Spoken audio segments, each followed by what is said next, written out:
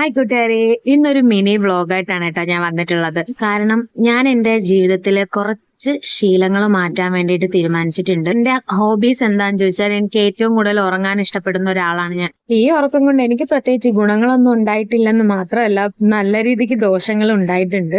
എന്നും രാത്രി കിടന്നുറങ്ങുമ്പോൾ രാവിലെ നേരത്തെ എണീക്കണം എന്ന് വിചാരിച്ച് തന്നെയാണ് കിടക്കാറ്. ആ സമയമാവുമ്പോൾ എണീക്കാൻ വേണ്ടിയിട്ട് ഒരു മനസ്സും വരത്തില്ല. അപ്പൊ അങ്ങനെ വിട്ടാൽ പറ്റത്തില്ലല്ലോ, നമുക്കും ഒരു മാറ്റമൊക്കെ വേണ്ടേ.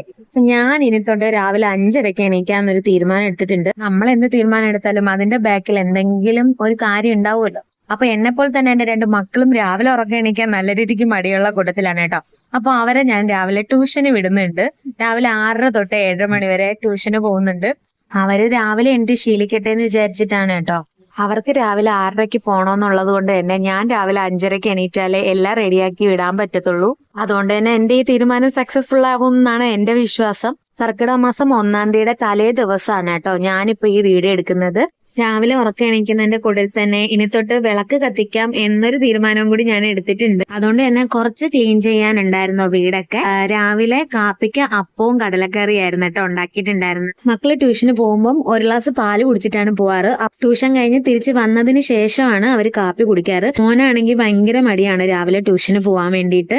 മോള് വലിയ കുഴപ്പമില്ല കേട്ടോ, എണീറ്റ് വന്നു കഴിഞ്ഞാൽ പിന്നെ അവള് പെട്ടെന്ന് റെഡി ആവും ട്യൂഷന് പോവാൻ വേണ്ടിയിട്ട്.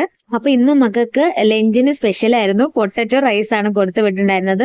ഞാൻ പറഞ്ഞില്ലേ, കുറച്ചധികം പണികൾ ചെയ്ത് തീർക്കാനുള്ളത് കൊണ്ട് ചോറും കറികളും ഒക്കെ വെക്കാൻ കുറച്ചധികം സമയം എടുക്കും. അതുകൊണ്ടാണ് ഞാൻ സിമ്പിൾ ആയിട്ട് പൊട്ടറ്റോ റൈസ് വെച്ചിട്ടുണ്ടായിരുന്നത്. കൂടെ പപ്പടവും കൂടെ കൊടുത്തു വിട്ടിട്ടുണ്ടായിരുന്നു. മോൾക്ക് കുറച്ച് നോട്ട് എഴുതാനുണ്ടായിരുന്നു. അപ്പൊ അത് എന്റെ അടുത്ത് എഴുതി വെക്കാൻ പറഞ്ഞിട്ടാണ് അവള് പോയത്. പക്ഷെ ഞാൻ അത് മറന്നുപോയി. അവര് വന്നതിന് ശേഷമാണ് കേട്ടോ ഓർത്തെ. അപ്പൊ ഇതിന്റെ ഇടയിൽ ഞാൻ അതും കൂടി ചെയ്തിട്ടുണ്ട്. മോനും കുറെ നോട്ട് എഴുതാനുണ്ടായിരുന്നു. അപ്പൊ അവനും എഴുതാണ്. എല്ലാവർക്കും പനിയും ശ്വാസം മുട്ടലും ഒക്കെ കാരണം ഒരാഴ്ച സ്കൂളിൽ പോയിട്ടുണ്ടായിരുന്നില്ല. അതിന്റെ ആഫ്റ്റർ എഫക്റ്റ് ആണ് ആ കാണുന്നത്. മോക്ക് നോട്ട് എഴുതി കൊടുത്തിട്ട് പെട്ടെന്ന് ഞാൻ പൊട്ടറ്റോ റൈസ് റെഡിയാക്കിയിട്ടുണ്ട്. അവർക്ക് ചൂടോടെ തന്നെ 2 പേർക്കും അപ്പം ഉണ്ടാക്കി കൊടുത്തിട്ടുണ്ടായിരുന്നു. പിന്നെ ലഞ്ച് ബോക്സിന്റെ വീഡിയോ ഒക്കെ എടുത്തു. അതെല്ലാം എടുത്തതിന് ശേഷം അവരെ സ്കൂളിലോട്ട് പറഞ്ഞു വിടാൻ വേണ്ടിയിട്ട് റെഡിയാക്കി വിട്ടു. അപ്പൊ ഞാൻ 2 പേർക്കും കാപ്പി ഉണ്ടാക്കി കൊടുത്തിട്ടുണ്ടായിരുന്നു. ഞാൻ പിന്നീട് നോക്കിയപ്പോഴാണ് മോൻ എഴുതിക്കൊണ്ടിരുന്നത് കൊണ്ട് തന്നെ മോള് വാരി കൊടുത്തോണ്ടാണ് കേട്ടോ ഇരുന്നിട്ടുണ്ടായിരുന്നത്. എന്തായാലും 2 പേരും കൊടുത്ത ഫുഡ് ഫുള്ളായിട്ട് കഴിച്ചിട്ടുണ്ടായിരുന്നു. അപ്പൊ ഇന്ന് ബുധനാഴ്ചയാണ്. അപ്പൊ യൂണിഫോം യെല്ലോ യൂണിഫോം ആണ് കേട്ടോ, ബനിയനും ഉടുപ്പുമാണ് ഇട്ടിട്ടുണ്ടായിരുന്നത്.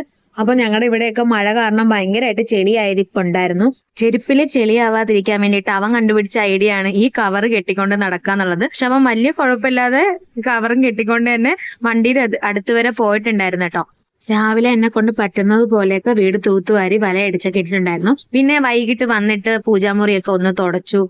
അതുപോലെ വീടൊക്കെ ഒന്ന് കഴുകി ഇറക്കി. വലിയ ഭംഗിയൊന്നും ഉണ്ടാവില്ല എന്റെ വീടിന്, കാര്യം നല്ല രീതിക്ക് പഴക്കമുള്ള വീടാണ്.